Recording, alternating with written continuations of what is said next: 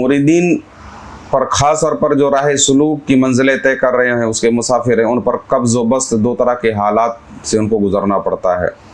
तो सल्लल्लाहु अला सय्यदना मुहम्मद व अला आलि सय्यदना मुहम्मद कमा तुहिब्बु व तर्दा बिन सल्लल्लाहु अलैहि वसल्लम।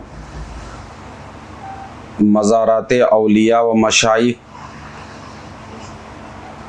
की ज़ियारत का तरीक़ा क्या है, यानी अपने पीर या किसी वली के मज़ार पर किस तरह से हाज़िरी देना चाहिए, इसके बारे में अर्ज़ करेंगे। मशाइखीन के मज़ारात पर बग़ैर फूल और सब्ज़े के ना जाएं। जिस भी वली अल्लाह के मज़ार पर जाएं, ख़ास तौर पे अपने पीर के, तो बग़ैर फूल या सब्ज़े के बग़ैर ना जाएं। अगर पीर की मज़ार हो तो उसके लिए कुछ अलग भी करना पड़ता है।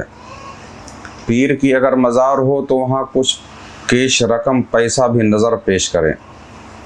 वहाँ अक्सर मज़ारात पर गल्ले या बॉक्स वगैरह लगे होते, उसमें भी कुछ डाल दें। ख़ास तौर पर अपने हैसियत के मुताबिक जो मखदूम ज़ादगान है, यानी आपके पीरज़ादगान जो हैं, उनको भी कुछ नगद दें और आपके पीर के या जिस भी मज़ार पर जाएं, वहाँ के मज़ार के मुजावरीन को भी कुछ न कुछ ज़रूर दे दे। अक्सर लोग इस तरह के सोचते हैं कि मुजावर है, दिन भर लूटते हैं, इनका धंधा यही है। याद रखें, वो जैसे भी हों उसी दर के खादिम में, उसी दर के खुद्दाम में से है। आप तो साल में कभी 1-2 मरतबा आते हो, वो अक्सर वहीं बैठे रहते हैं, वहाँ के खिदमत गुजारों में से है।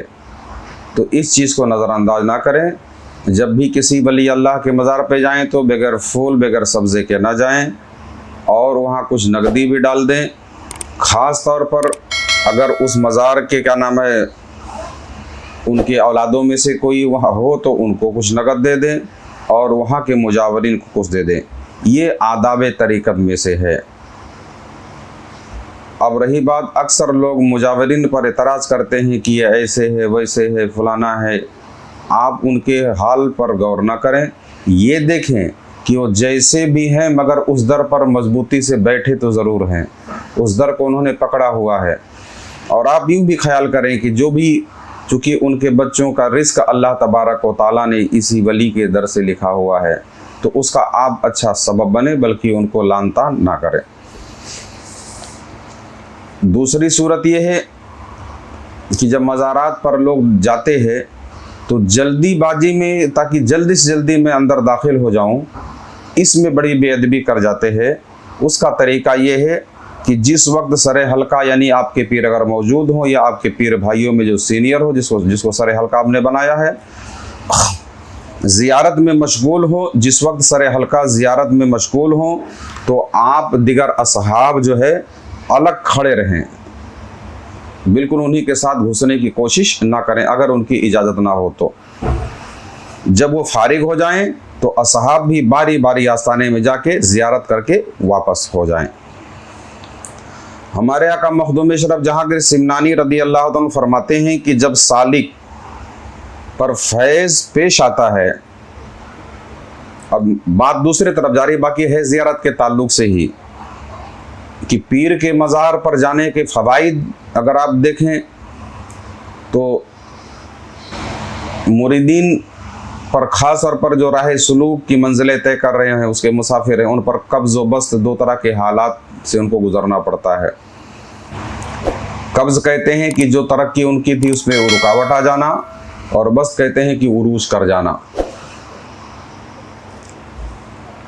मखदूम अशरफ जहांगीर सिमनानी रदी अल्लाह तआला फरमाते हैं कि जब सालिक को फैज़ पेश आता है, जब सालिक पर फैज़ का नुज़ूल हो, फैज़ ज़ाहिर हो, अगर पीर बा हयात हों तो उनकी ज़ियारत करें।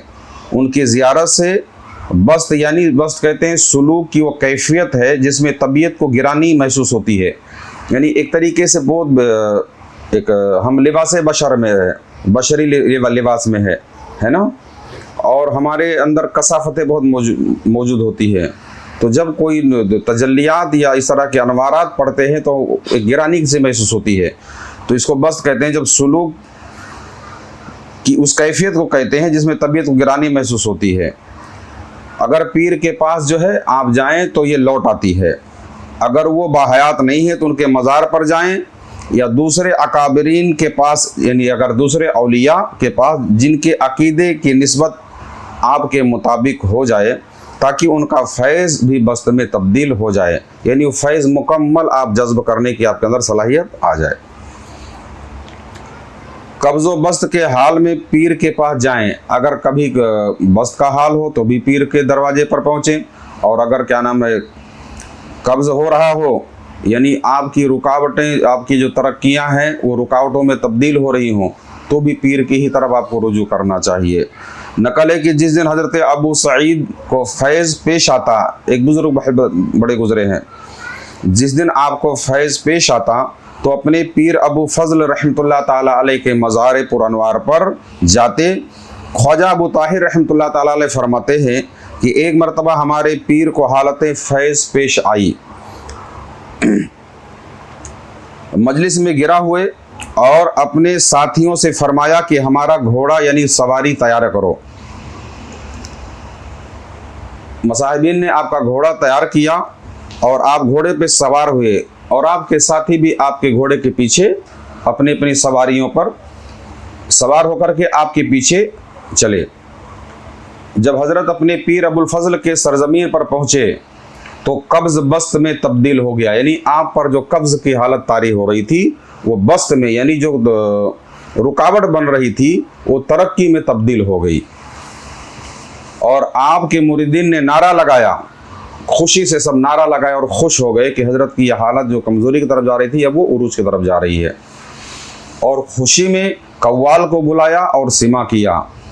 لوگ شیخ کا ہاتھ پکڑے ہوئے تھے اور شیخ اپنے پیر کے مزار کے گرد چکر لگا رہے تھے، اور فقراء جو ان کے ساتھ تھے وہ سروپا برہنہ یعنی ننگے سر ننگے پیر زمین پر لوٹ رہے تھے۔